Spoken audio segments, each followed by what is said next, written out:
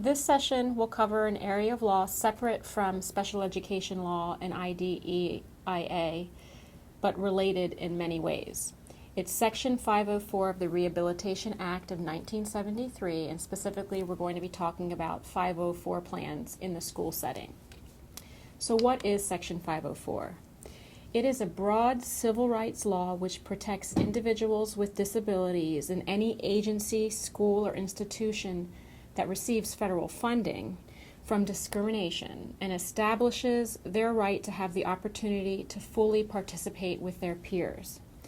Now, these regulations create affirmative obligations for schools that accept public funding for students with disabilities of mandatory school age. So in DC, mandatory school age is age 5, the age that students are required to start kindergarten. Therefore, Section 504 does not cover or protect students in Head Start or pre-K. So children younger than age 5, Section 504 does not apply to. Who exactly is protected? Section 504 covers qualified students with disabilities who attend schools who are receiving federal financial assistance. Now, to be protected under 504, a student must be determined to have a physical or mental impairment that substantially limits one or more major life activities. Now, one point to keep in mind here is that the only mitigating measure that is okay for the school system to look at here is whether or not a student uses prescription glasses or contacts. They are not allowed to consider other mitigating measures such as, whether a child's on a certain medication or utilizing hearing aids, etc. Now, what is a major life activity? It can include caring for oneself, performing manual tasks, walking, seeing, hearing, speaking, breathing, learning, and working. Now, what does the law require of schools? The schools are required to provide a free and appropriate public education, FAPE, to qualified students in their jurisdictions. Now, the definition of FAPE under Section 504 is the same as the definition of FAPE under special education law, which you learned in a previous session. Schools need to take steps to identify and plan for educating students with disabilities. So they need to conduct evaluations here, they need to develop plans, they need to provide protections. Schools need to eliminate barriers that would prevent a student with a disability from participating fully in their school day. And the schools must also provide reasonable accommodations and supports to allow the child to participate in the regular education or general education classroom and setting. Now, in terms of the evaluations that the schools must conduct under Section 504, similarly to special education law and IDEA, they are required to evaluate students with a suspected disability. The tests need to be tailored to measure the student's aptitude and achievement. Now, typically, they are less comprehensive than what you'll find in the special education arena. Another thing to note here is that a simple diagnosis, a doctor's diagnosis, without proof of substantial limitation on the child's ability to learn or another major life function is not going to be enough to qualify a student for a Section 504 plan. A parent needs to consent to the initial evaluation, and reevaluations in the Section 504 context need to be conducted before a significant change of placement happens.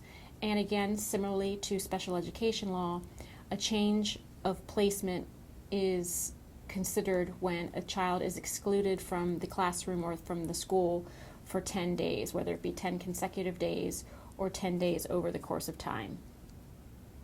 And then in all other cases, reevaluations in the 504 context need to be conducted periodically. And the law does not actually define periodically, but the law does encourage schools to use the same time frame that is utilized in special education law. So what does the plan look like? Typically, with 504 plans, you'll have special education teachers or general education teachers or other school staff being the ones who are implementing the plan. The plan could include medical interventions, for example, some nursing services, if a child requires assistance with tracheotomy, for example, or behavior interventions, accommodations, or modifications or transportation, as well as the 504 plan, including the same things that might be in an IEP under special education law, such as occupational therapy, physical therapy, speech therapy, as well as specialized instruction. Now, in terms of developing the plan, contrary to IDEA and special education law, parental consent and parental participation is actually not required in order to implement the 504 plan, and it's not required in order to revise the plan.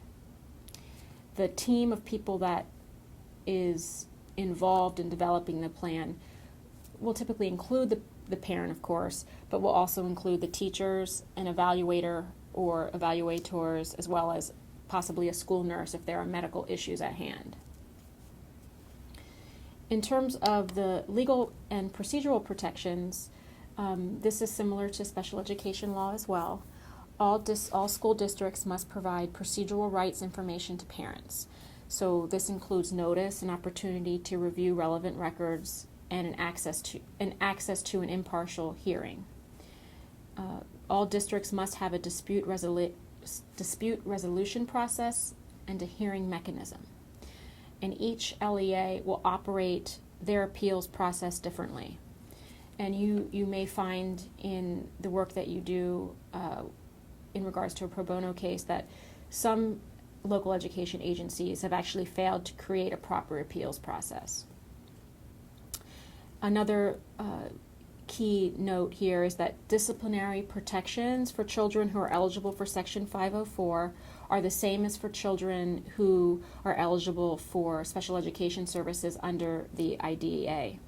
So, in other words, a manifestation determination must be held for a child who has been suspended or otherwise excluded for class for 10 days in a single school year.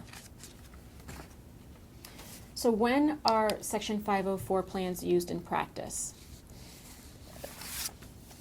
Generally speaking, we see 504 plans used instead of IEPs where the child has a disability and needs accommodations or modifications to their school day, but doesn't require special education services. So some examples might be a child who was in a car accident and has a cast or is using a wheelchair and therefore needs elevator access and bus transportation.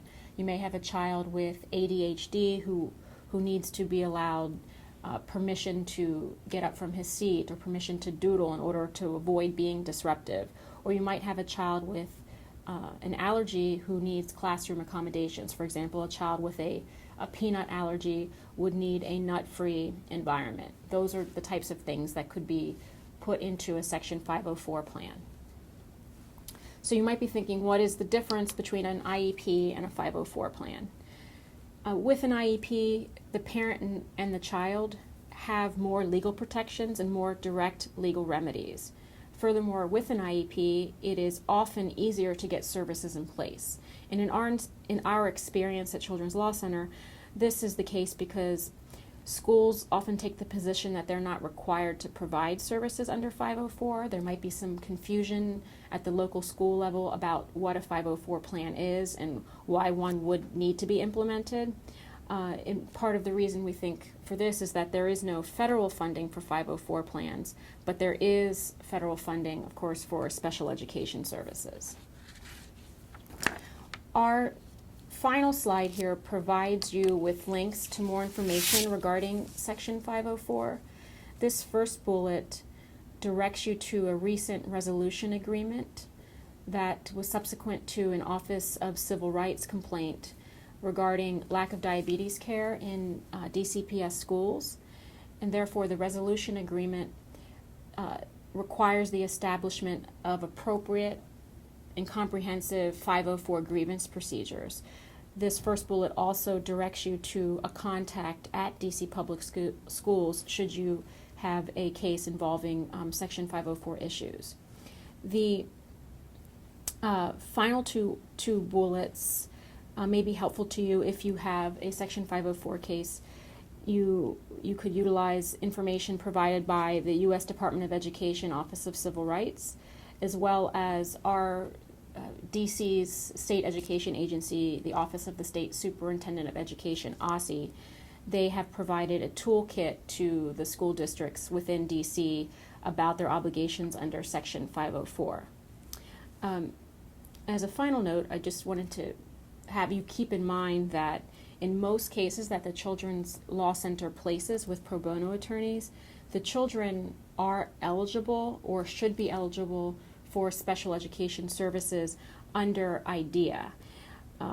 But it's important to keep this information about Section 504 in mind, because there are instances where a Section 504 plan will be completely appropriate for the child in question.